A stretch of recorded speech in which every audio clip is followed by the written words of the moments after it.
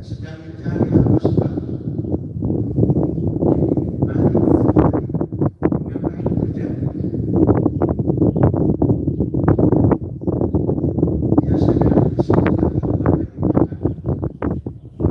Tapi kesimpulan terlebih dahulu kita bahwa semua itu terjadi bangsa kita belum terlalu dalam, belum terlalu menjiwai, belum terlalu menjadi fikir, belum terlalu menjadikan kebiasaan apa yang dimiliki oleh jasa negara.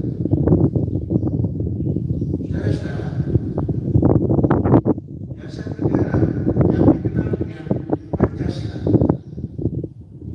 merupakan suatu jasa yang oleh bangsa kita belum dijadikan satu pemikiran, belum dijadikan satu jiwa, belum dijadikan satu ruh untuk melangkah ke depan sebagai bangsa besar. Sebab dasar negara ini seakan-akan tidak menjiwai segala apa yang ada di tingkah pola dan gerak-gerik daripada warga bangsa kita ini. Untuk itu, dari kumpulan jamaah sholat Id yang saya yakin semua ini terdaftar sebagai jamaah daripada Masjid Rahmatan lil Alamin, saya mengajak seluruh kita semua ini memahami, paham terlebih dahulu apa itu makna yang terkandung di dalam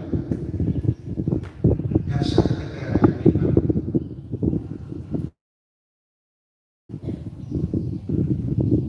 Memahami nilai-nilai yang terkandung di dalamnya. Dari itu yang namanya ketuhanan yang Maha Esa.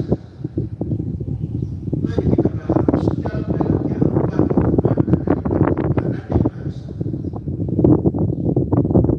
Kemudian dari ungkapan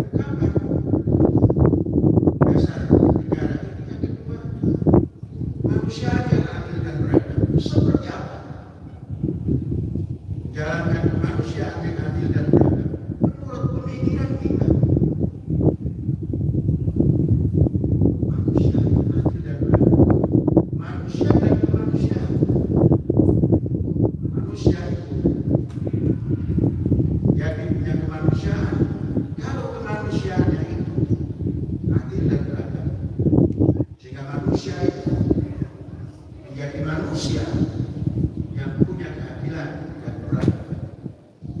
Mari kita masuk ke dalam yang ketiga, persatuan Indonesia. Apa yang harus kita maknai persatuan Indonesia ini?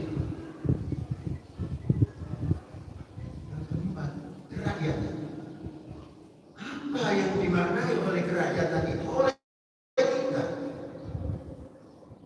Oleh kita, oleh bangsa, oleh rakyat. Dengan kelanjutan kata yang dipimpin oleh hikmah kebijaksanaan dalam permusyawaratan perwakilan. Kemudian yang